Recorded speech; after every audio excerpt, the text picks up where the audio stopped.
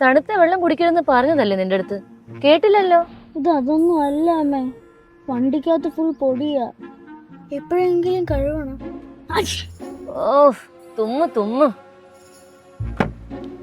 ഇതിന് എപ്പോ ശരിയാകാനാ?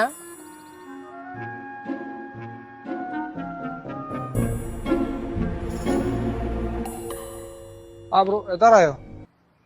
എവിടെ എത്തി? ഓക്കെ.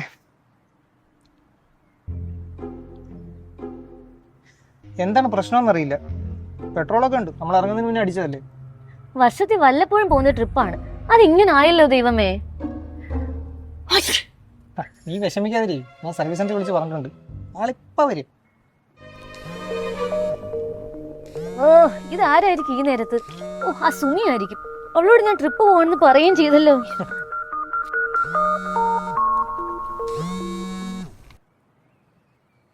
ഹലോ ഹലോ, ഇത് ആദിത്യന്റെ അമ്മയല്ലേ? ആ അതെ. ഇത് ഹെൽത്ത് ഡിപ്പാർട്ട്മെന്റിൽ നിന്നാണ്. പ്രതിരോധ കുത്തിവയ്പ്പിന്റെ 2ാമത്തെ ഡോസ് എടുത്തിട്ടില്ല. വേഗം തന്നെ കുട്ടിയെ കൊണ്ടുവന്ന് വാക്സിനേഷൻ എടുപ്പിക്കണം. ഓ അതൊക്കെ ഞങ്ങൾ എടുത്തോളാം.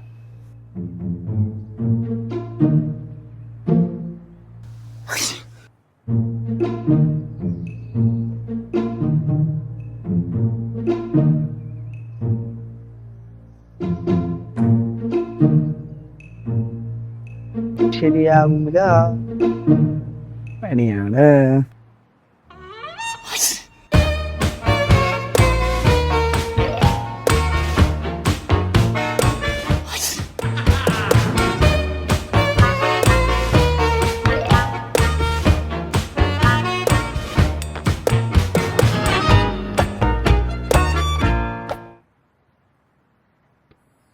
സാറി വണ്ടി ലാസ്റ്റ് സർവീസ് ചെയ്തിട്ട് എത്ര നാളായി? ഇത്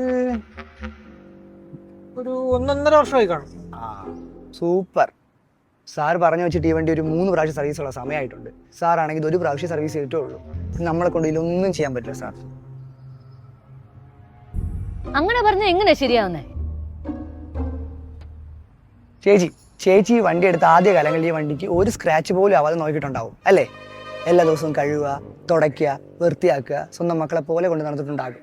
പക്ഷെ ഇപ്പോഴത്തെ വണ്ടിയുടെ അവസ്ഥ നോക്കി കഴുകിയിട്ട് തന്നെ മാസങ്ങളായിട്ടുണ്ടാവും. വണ്ടിയും നമ്മൾ മനുഷ്യരെ പോലെയാണ് സാർ. നന്നായി നോക്കിയില്ലെങ്കിൽ പെട്ടെന്ന് കേടാൻ. അതിപ്പോ സ്വന്തം മക്കളാണെങ്കിൽ പോലും.